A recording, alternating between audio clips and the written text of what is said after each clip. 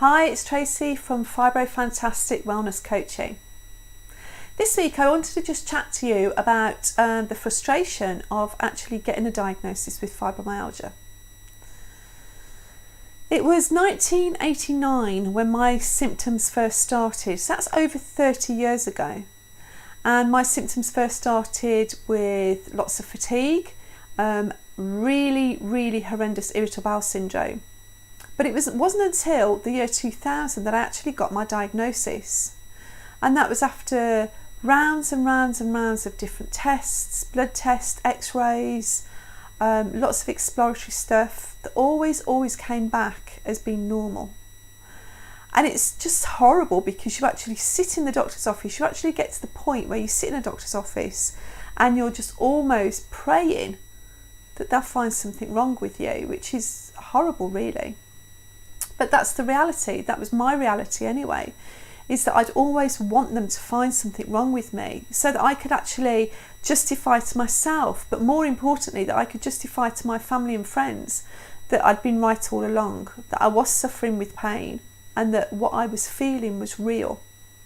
And this is a big deal with fibromyalgia and other chronic pain symptoms, is the fact that you look fantastic on the outside.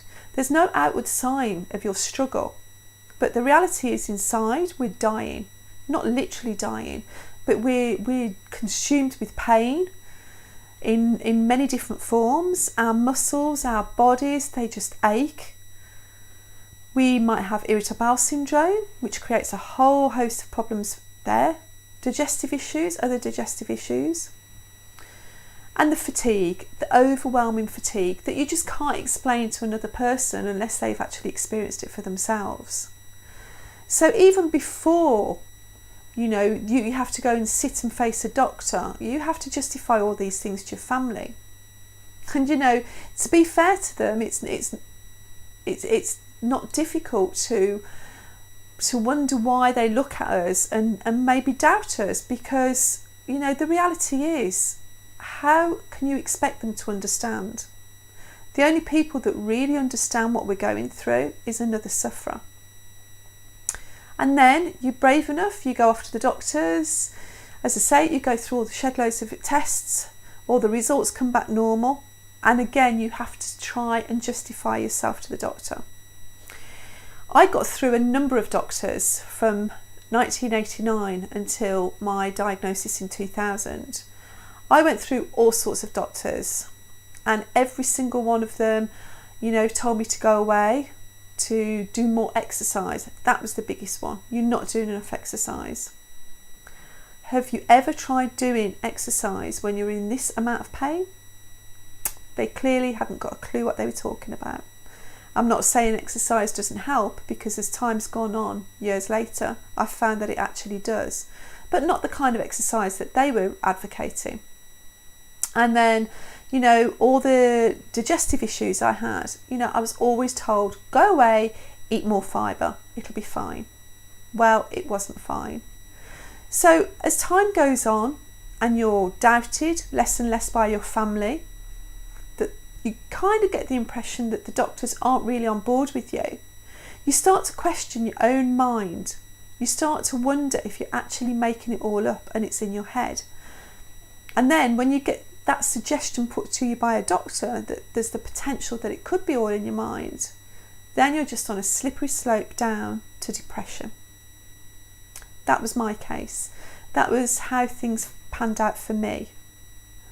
And it wasn't until a doctor sent me away with sleeping tablets and antidepressants, and I decided it would be a good idea to maybe swallow a lot of them, that I actually woke up and realised that I had to take ownership for my own health. So after my half-hearted attempt at swallowing the tablets, I was really frightened to go to sleep. Went back to the doctor the next day, told him what I'd done, and all he did was basically tell me off for throwing tablets down the toilet, because did I not know how expensive they were? So you can imagine how that felt. So for almost 11 years, I'd been trying to get somebody to listen to me, and then I'd actually participated in the ultimate cry for help, only to be dismissed again. So I changed doctors. And the new doctor that I found actually listened to me.